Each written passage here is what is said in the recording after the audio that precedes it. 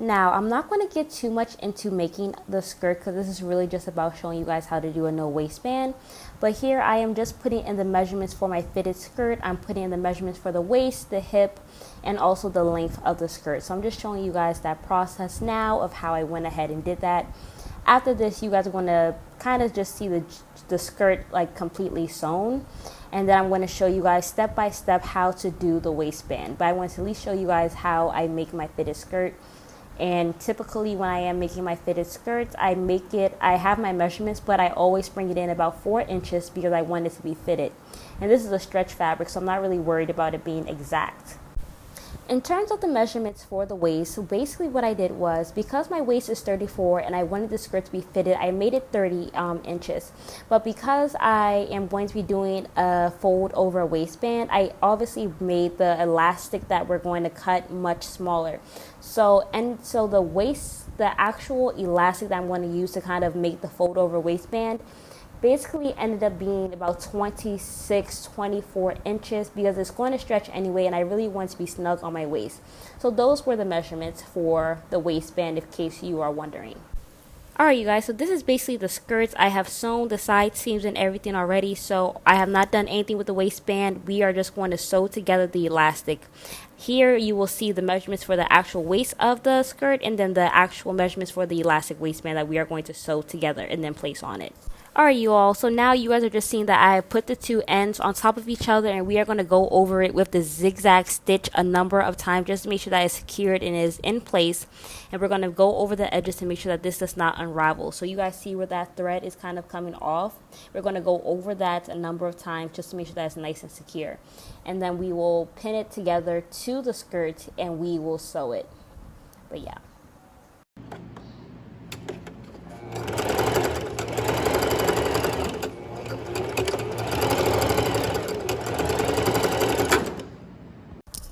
So this is the waistband. We have sewn it, so now it is not a part, it is one whole piece, and that's exactly what we wanted. What we're going to do is we're going to pin it to the side seams of the skirt. That's the only part that we're going to pin this waistband. Now that is the side seam. I'm showing you guys how I'm going to place the elastic waistband over the side seam, and we are simply just going to pin it into place. Because what we're going to do is we're going to actually just sew a very short stitch on top of this just so that it stays in place, and then we're going to kind of go over it with a zigzag stitch or your serger machine if you have that. So that is what I'm doing now. I'm just going to stitch two straight stitches along the side seam just to place the elastic band in place so that it does not move when I do end up serging it. But if you do not have a serger, that is okay. As you guys can see, I have put the stitch there. I'm going to go ahead and put the other stitch right there where that other pin is to make sure that it stays in place and does not move.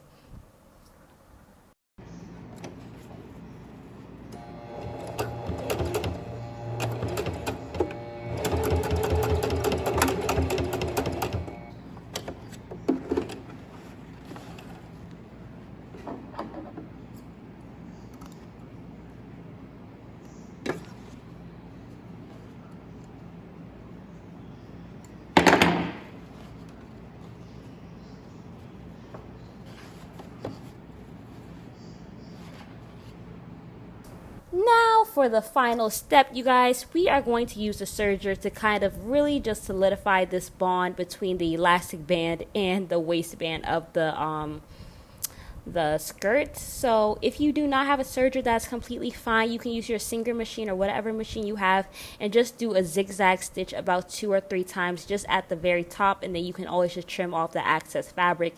I'm using my serger simply because I love my serger.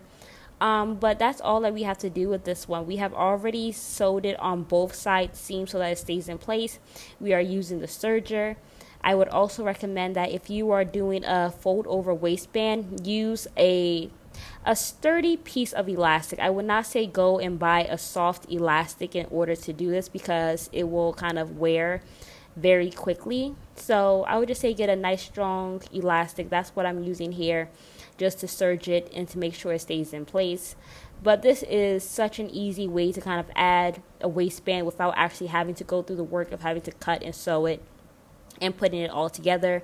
I love using this method. It's super easy, super fast, And it's the perfect way to do it, especially for elastic fabrics. It's seamless. Nobody knows that this has kind of a fold over waistband.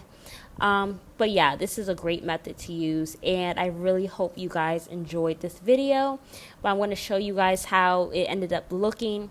But yeah, this is quick, easy, simple. You can always add a fold over kind of invisible waistband to any of your outfits using this method.